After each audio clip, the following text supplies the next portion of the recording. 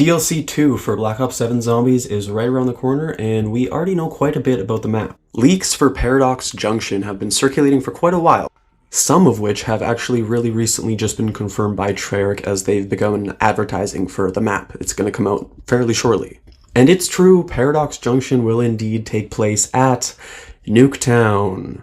Right off the bat, this is bad press for DLC 2, this is bad for Black Ops 7 Zombies. The original Nuketown Zombies is controversial enough, with players seeming to either love or hate it, and the same can essentially be said for Alpha Omega in Black Ops 4. As expansive and deep as Alpha Omega was, at the end of the day it was still Nuketown. It fell short for a lot of people as DLC 3 for Black Ops 4 with just not enough gameplay highlights to make it stand out. It added a lot of lore and a huge underground section to the map, but it was still very cluttered and bogged down by the toxic and electric bosses that would constantly infect the zombies.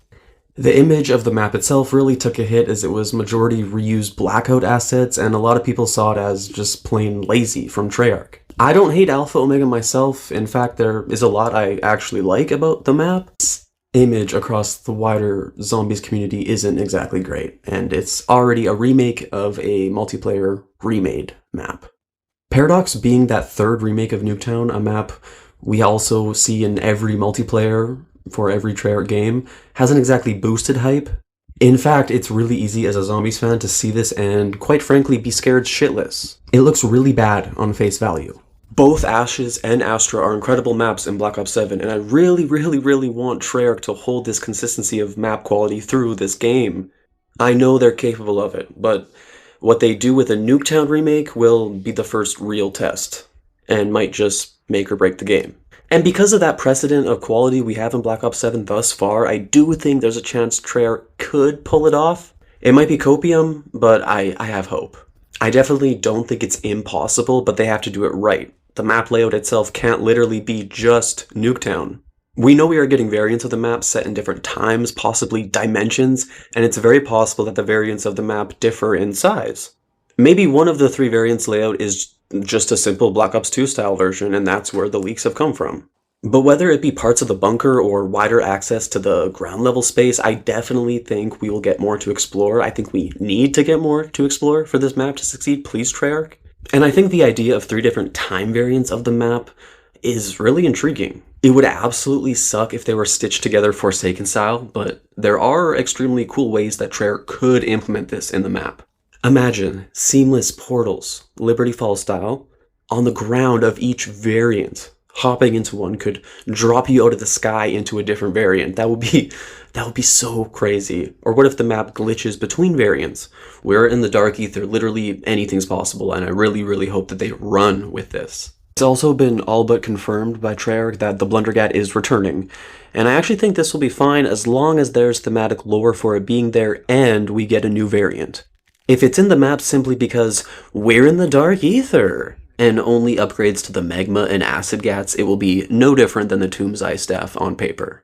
I also think the map would benefit from an additional entirely new Wonder Weapon, but I do think they could get away with just a Blundergat variant, given we've already gotten some really awesome new Wonder Weapons in Black Ops 7. Not that I don't want a new Wonder Weapon and I wouldn't prefer that, but we do still have 3 maps to go, and I think that as long as they give us a good variant, it'll be okay if that's all that there is in this map.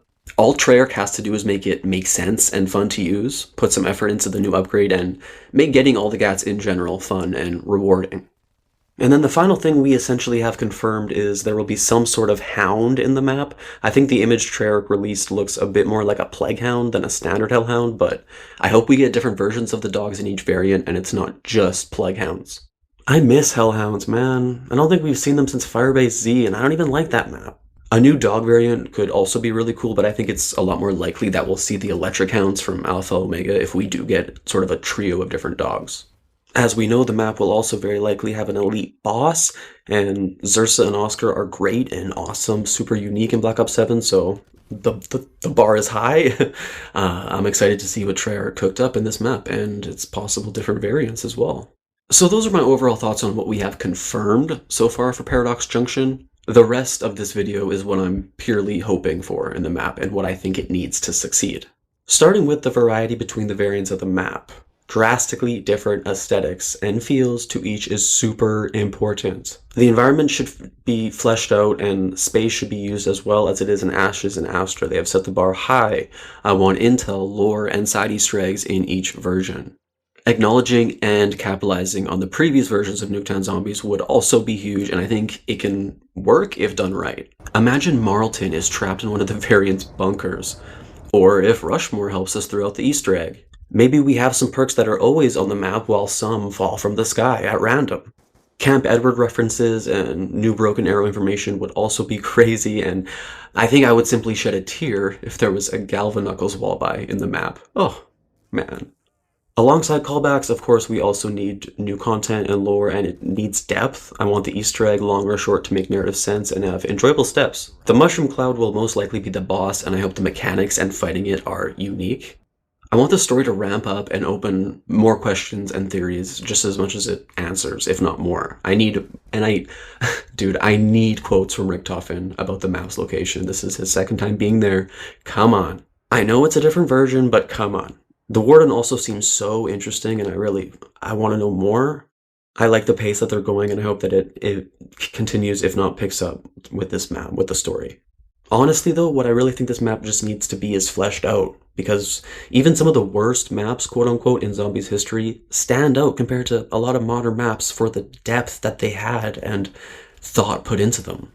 I want Paradox to follow in Black Ops 7's previous map's path and continue to break that cycle of modern maps feeling undercooked. And I think it's fully possible. It really all just depends on the direction Treyarch have decided to take the map, gameplay-wise. Season 2 Reloaded can't release soon enough, man. The anticipation and what's on the line for this map is making me sweat. Mostly because of the potential the idea of Paradox actually does have, but at the same time the massive risk Treyarch are taking by going back to Nuketown. We will have to wait and see. What do you guys think? Are you excited for Paradox Junction? Did you write off the map when Nuketown was confirmed? Will you be giving it a shot? I know I will be. I just really hope that this map isn't the DLC 2 curse that was the tomb and doesn't kill all hype for the remaining 3 Black Ops 7 Zombies maps still to come. If it is, underwhelming. Thanks so much for watching. Like and subscribe. We are approaching that 100 mark, so if you like my content, it'd mean a lot. Thanks. Anyway, bye.